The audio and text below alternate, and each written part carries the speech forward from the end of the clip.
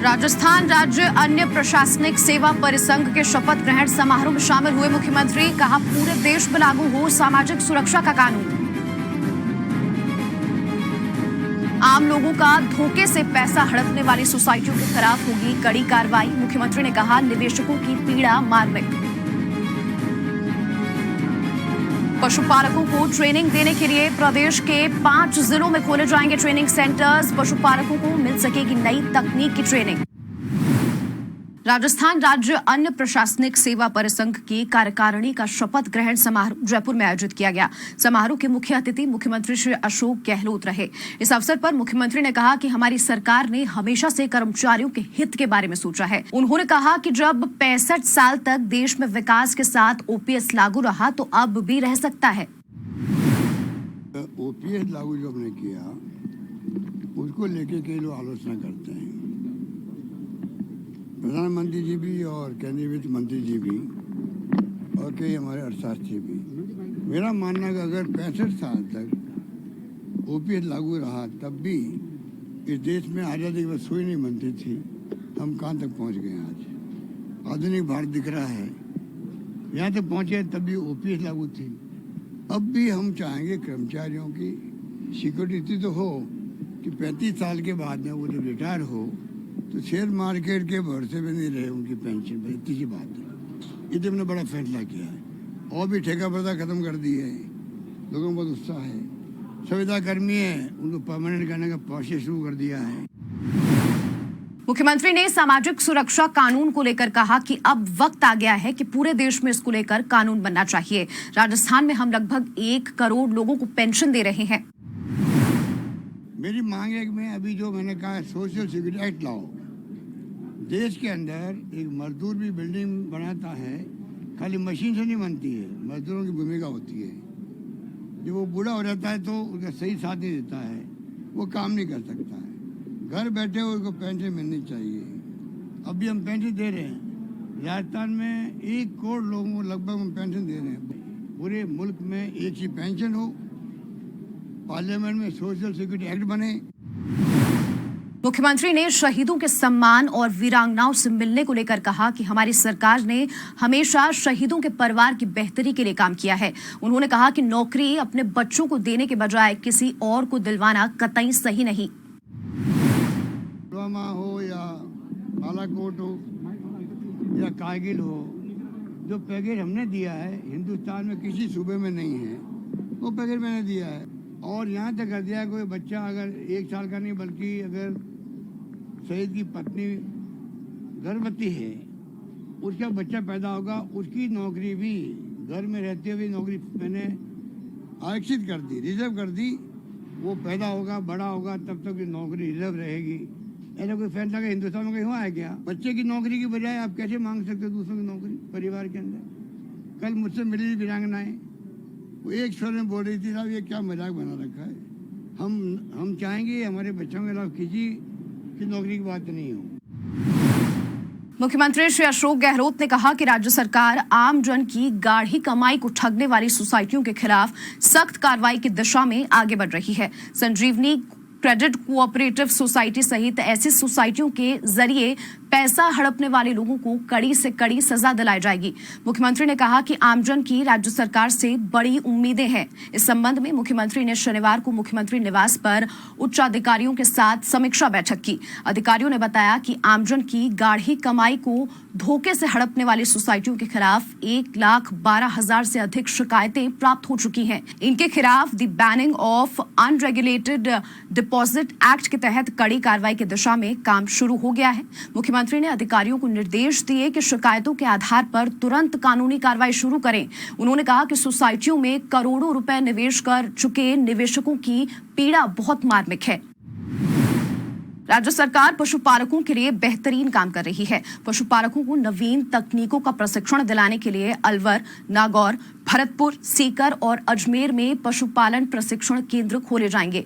मुख्यमंत्री श्री अशोक गहलोत ने इसके लिए 5.18 करोड़ रुपए की मंजूरी प्रदान की है।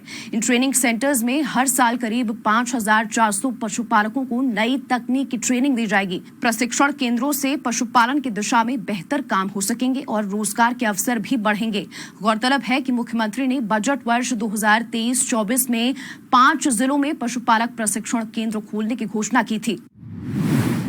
वर्ष 2023 को अंतर्राष्ट्रीय मिलेट्स वर्ष के तौर पर घोषित किया गया है। इसी के तहत जयपुर के दुर्गापुरा स्थित राज्य कृषि प्रबंधन संस्थान में राजस्थान मिलेट्स कॉन्क्लेव का आयोजन 13 और 14 मार्च को किया जाएगा। इस कार्यक्रम की तैयारियों का जायजा रविवार को कृषि विपणन राज्य मंत्री श्री मुरारी लाल मीणा ने लिया। इस दौरान कृषि विपणन राज्य मंत्री ने कहा कि मिलेट्स पोषणीय आधार पर दूसरे अनाजों से बेहतर माने जाते हैं। इनके उपयोग से कुपोषण, मोटापा, डायबिटीज जैसे रोगों के उपचार में काफी मदद मिलती है। उन्होंने कहा कि बाजरा उत्पादन में राजस्थान का देश में पहला स्थान है। भारत में बाजरा के क्षेत्रफल में राजस्थान के 57% और उत्पादन में 42% हिस्सेदारी है। इसी तरह ज्वार के उत्पादन और क्षेत्रफल में राज्य का तीसरा स्थान है। आपको बता दें कि प्रदेश में मिलेट्स को बढ़ावा देने के उद्देश्य से राजस्थान मिलेट्स प्रोत्साहन मिशन की शुरुआत भी की गई है। राजस्थान सरकार गौवंश संरक्षण के लिए लगातार काम कर रही है। प्रदेश सरकार की ओर से नंदीशालाओं को 9 महीने का अनुदान भी दिया जा रहा है। बेसहारा नंदियों को नंदीशालाओं में आश्रय मिल रहा है। पशुपालन विभाग भी समय समय पर नंदीशालाओं का निरीक्षण करता रहता है। अकेले भरतपुर जिले में ही संचालित नंदीशालाओं में 500 से अधिक नंदियों को आश्रय मिला हुआ है। नंदीशालाओं में साफ सफाई के साथ पोषक तत्वों से भरपूर भोजन की भी व्यवस्था रहती है। भरतपुर जिला मुख्यालय पर लोहागढ़ नंदीशाला जो 2019 से संचालित हुई है, 2019-20 से, जिसके स्ट्रक्चर के लिए, भवन निर्माण के लिए 45 लाख की सैंक्शन निदेशालय गोपालन से हुई। पहले इसका जो संचालन नगर निगम भरतपुर द्वारा किया जाता था, इसमें पूरे भरतपुर जिले से जो भी मेल, कोई इंजर्ड है, लावारिस है, एक्सीडेंटेड है, वो सारे जो मेल हैं वो यहाँ पर लाए जाते हैं। यहाँ पर ये जो नंदीशाला है, इसमें हमारा एक सब सेंटर भी संचालित है, जिसमें हमारे कंपाउंडर है जो यहाँ जो मेल्स रहते हैं उनके इलाज में काम करते रहते हैं। दूसरा, वीक में 3 दिन के लिए मैंने पास में एक एक्रम पशु चिकित्सालय है, वहाँ के प्रभारी अधिकारी को भी इसकी विजिट करने के लिए लगा रखा है। जिला स्तरीय मोबाइल यूनिट है, वो भी समय समय पर वहाँ जाकर के कैंप लगाती है। उनका वैक्सीनेशन है, डिवॉर्मिंग है, चिकित्सा का जो भी कार्य है वो पशुपालन विभाग द्वारा इसको भी दिया जाता है। शिक्षा मंत्री डॉक्टर बीडी कल्ला, आपदा प्रबंधन मंत्री श्री गोविंद राम मेघवाल और ऊर्जा मंत्री श्री भंवर सिंह भाटी ने रविवार को राजकीय डूंगर महाविद्यालय में 5 करोड़ रुपए से ज्यादा के विकास कार्यों का शिलान्यास किया।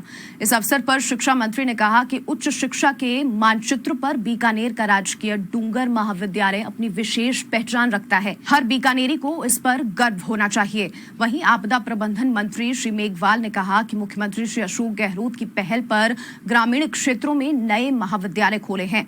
इससे युवाओं के लिए उच्च शिक्षा के अवसर बढ़े हैं। वहीं ऊर्जा मंत्री श्री भाटी ने कहा कि उच्च शिक्षा के क्षेत्र में ये दौर मील का पत्थर साबित हुआ है। उन्होंने कहा कि आजादी से लेकर वर्ष 2018 तक प्रदेश में जितने महाविद्यालय खुले हैं, उनसे अधिक महाविद्यालय वर्तमान सरकार द्वारा खोले गए हैं। उच्च शिक्षा के क्षेत्र में बीकानेर में जो विषय है वो राजस्थान में कहीं नहीं। एग्रो बिजनेस मैनेजमेंट राजस्थान में कहीं नहीं। जियोलॉजी डूंगर कॉलेज में है या फिर उदयपुर में है, वहां वेटनरी नहीं है, या वेटनरी यूनिवर्सिटी है। पशु रोगों के नियंत्रण के लिए स्कैट के तहत भरतपुर में राज्य स्तरीय कार्यशाला का आयोजन किया गया। अलवर, भरतपुर, करौली, धौलपुर, सवाई माधोपुर के पशु चिकित्सकों ने भी पशु रोगों के नियंत्रण के लिए स्कैट के तहत आयोजित राज्य स्तरीय कार्यशाला में भाग लिया। आपको बता दें कि इस कार्यशाला में पक्षियों में एवियन इन्फ्लुएंजा और अश्ववंशीय पशुओं में ग्लैंडर्स, शूकर वंशीय पशुओं में अफ्रीकन स्वाइन फीवर जैसे रोगों के निदान और नियंत्रण का प्रशिक्षण दिया गया। सो जस्ट बुलेटिन में फिलहाल के लिए इतना ही, फिर होगी मुलाकात, तब तक के लिए नमस्कार।